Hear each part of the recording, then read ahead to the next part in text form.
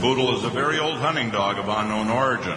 Germany and France both had their poodles, but it was the French who made it their national dog. Poodles come in 3 varieties based on size, but they are all one breed. This is miniature poodle number 38. With an inequality gap that fundamentally threatens our future. It must not, and it will not, be ignored by your city government. Ladies and gentlemen, welcome to the Savage Nation. There was a mix of sound there that was put together at the last minute that says it all. The poodle is originally a French dog. Well, it was originally a German dog, but we have a lapdog of Karl Marx in the New York City mayor's position. I mean, he's Karl Marx's lapdog. I wouldn't call him a poodle because I have a poodle and I respect it too much. And my dog, secondly, is not a dog. He's a person with a fur coat anyway. But what is this with inequality gap? You mean the people who work 12 to 16 hours a day, Mayor de Blasio, are bad, and the bums who sit and suck crack pipes are good? You mean those who came here legally are bad, and those who broke into our country illegally are good, Mr. de Blasio? Look, this is an old story.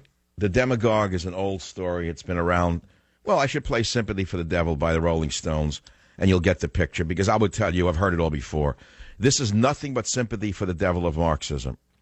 Then, not to be outdone, Jesse Hy Jackson, never to miss an opportunity to lie, cheat, and BS the public, in my estimation, blames Wall Street for high black unemployment. Again, in other words, all the hardworking people of Wall Street are suddenly criminals. Those who get up at 3 o'clock in the morning, those who work 16 hours a day and worry about doing the right thing for themselves and their family, they're the criminals, and the bums who are sitting at home collecting welfare are the good people, Jackson? Listen to clip 4. You're not going to believe this. Well, you have Wall Street and Harlem on the same island. And when you think about Yahoo and eBay and companies like Amazon with no blacks on the board, that creates disparity. You think about the tremendous number of IPOs this year, these initial public offerings with no blacks, Latinos, or women involved in them. So we're releasing a study tomorrow on the 100. Come on already. Gangsterism. Criminal. Shut him up. Shut him up. When is he going to go away already? When does he ever leave the stage? When does this evil end? When does this evil end? When does this evil end? You mean if there were blacks on the boards of these companies, they'd be better companies? They'd make more money for their stockholders? Is that what he's saying? Well, then put blacks on the boards who can make more money for the stockholders. But don't put them on there because they look good on a brochure or because they kick back to the kingfish. Again, everywhere you turn, communism, gangsterism, like a civil rights mafia. A civil rights mafia at the throat of the productive people in this country. Meanwhile, the commander-in-chief, Michelle Obama's wife, commander's wife, you didn't hear about this. Poverty and unemployment are at a near-record level, near-record levels according to the Daily Caller. The economy's going nowhere. 47 million Americans are on food stamps. And yet aides for First Lady Michelle Marie Antoinette Obama tweeted out a picture of her 2 dogs dining at a table laid with crystalline china. Bon appetit, the aides added to the tweet, using the language of France's Queen Marie Antoinette. One of Michelle's dogs appears to be wearing a jeweled necklace. The other is wearing a red ribbon. But Obama's media courtiers, according to Neil Monroe of the Daily Caller, applauded this ostentatious display of canine luxury, and here's what they said. Beau and Sonny Obama get decked out for their state dinner, and it's pretty adorable, says the headline. Now, remember, in 1980, Nancy Reagan was criticized in the illegitimate press simply because she ordered a new set of china for the White House during the recession created under the socialist president, Jimmy Carter. The china that Nancy Reagan bought was bought with donated funds, yet the media went crazy, and it was not stopped until 1982. And now we have dogs eating on fine china at a table with a tablecloth from these wonderful people of the average class, Michelle and Barry. What can you say about it? There's nothing you can say about criminality other than it's disgusting. So here's a positive story. I'm looking for positive stories for you on the Savage Nation. Here's one that may appeal to you. Black residents reject a Trader Joe's because it would attract too many white people. This is from the website Prison Planet. In an area around Portland, Oregon, the Trader Joe's grocery chain wanted to build a store in the heart of a predominantly black neighborhood. Why? Well, they wanted to bring a store to the neighborhood. But the so-called Portland African American Leadership Forum sent a scathing letter in December saying the plan would price residents out of the area, and they're opposed to any development in this area of Portland that would not benefit the black community. But wait, it gets even better. You're not going to believe this. Listen to what the so-called Portland African American Leadership Forum said. They said this Trader Joe's would increase displacement of low-income residents and increase the desirability of the neighborhood for non-oppressed populations. Let me read that again.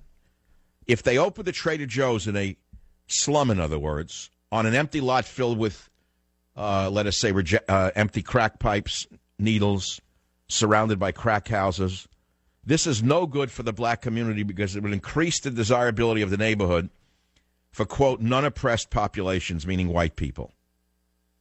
So Trader Joe's bowed out amid the controversy. Can you believe that this is the country you're living in today? That these morons in the Portland African American Leadership Forum would reject the store because it would upscale the neighborhood and bring in white people? Well, what they lost is tax revenue, jobs, foot traffic, and now they're having an empty lot filled with crack pipes and thrown away heroin needles. That can't even, a neighborhood that can't support itself. That was a positive story. Well, here's another positive story in the Savage Nation. Obama's opulent state dinners cost taxpayers about $500,000 each. Obama's having a grand old time with his socialist buddy, President Francois Hollande of France. Well, how much did these State Department dinners cost? It was 13 months now for the State Department finally to release the request for the cost of such opulent dinners. But CBS News obtained the Office of Protocol's expense calculations for the first 5 state dinners of the Obama presidency. Way to go, girl. November 2009. State dinner for Prime Minister Singh of India, $572,000. May 19th, 2010. State dinner for President Felipe Calderon of Mexico, $563,000. January 2011, state dinner for President Hu Jintao of China, $412,000. I guess rice is cheaper than pasta. June 7th, 2011, state dinner for Chancellor Angela Merkel of Germany, $215,000. I guess strudel is cheaper than pasta and rice itself. October 13th, 2011, state dinner for President Lee Myung-bak of South Korea, $203,000. That's the lowest number. I guess cabbage is cheaper than rice. And so now you understand why people are in such disrepair with regard to President Obama and Michelle Obama. That's another positive story. Here's a third positive story for the day, because I've got to keep you positive. Ohio National Guard training envisions right-wing terrorism. This is not The Onion.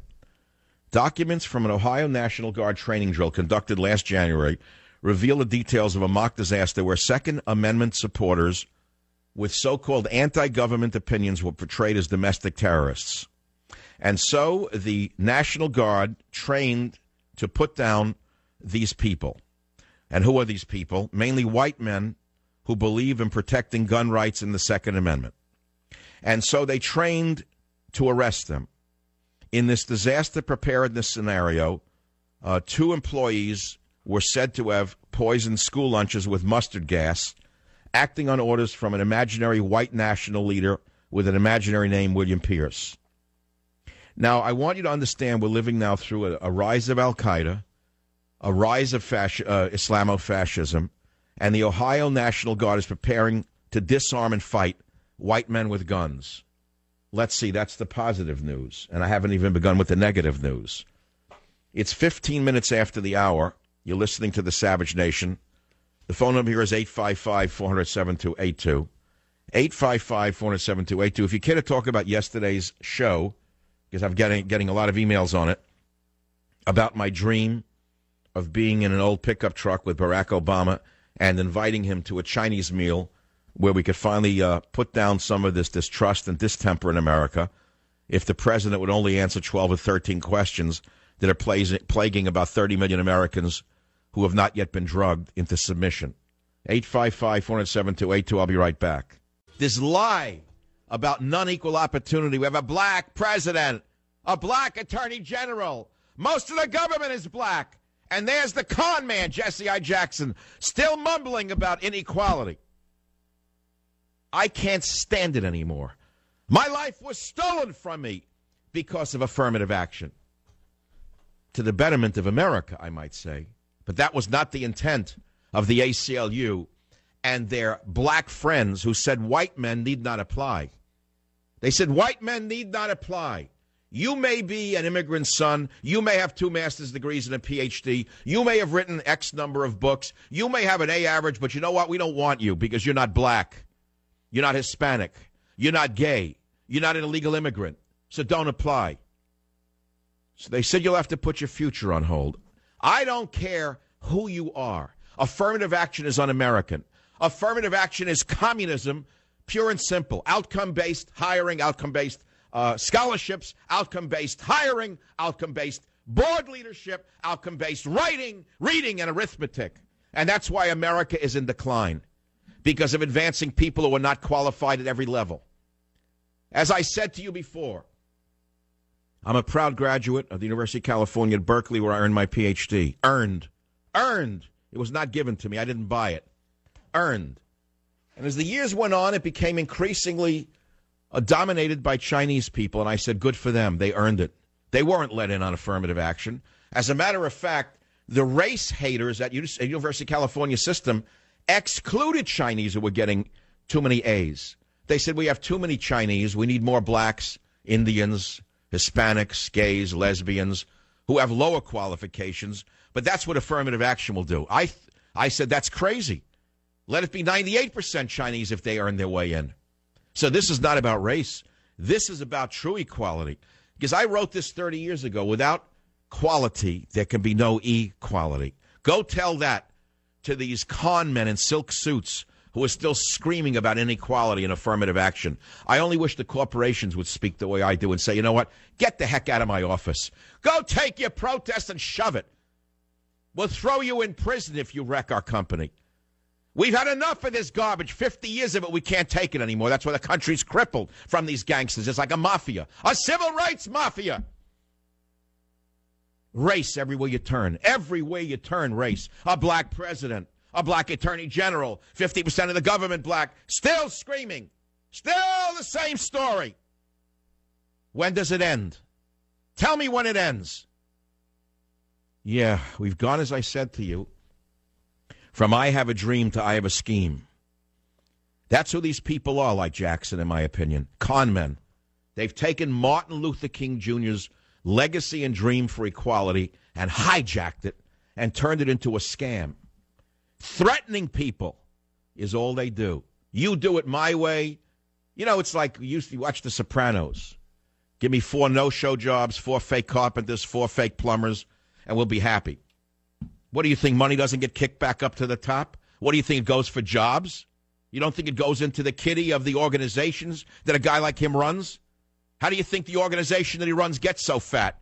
Because he's providing a service? It's like throwing a brick through a window and then offering protection. This is the country we're living in. This is what happened under Barack Obama. This is what happened under Barack Obama. Everything has gone, well, okay, we'll stop right there. We'll stop right there. Ohio National Guard training envisions right-wing terrorism, not Islamo-fascists taking over a city, not Al-Qaeda taking over a city, not leftist communists taking over a city, not Occupy vermin taking over a city, but white men with guns, probably wearing crosses and holding Bibles. That's who they're training to attack. So I told you that I've been working on a book now for almost 6 or 7 months called The Coming Civil War and How to Stop It. It'll be out in October if it's not stopped before then. And I'm having trouble trying to get this across to you. I am not in favor of a civil war. I'm against the civil war, but I see them planning an insurrection in this country, almost an agent provocateur type of activity, You know what an agent provocateur is? It's a long conversation we have to have at some point.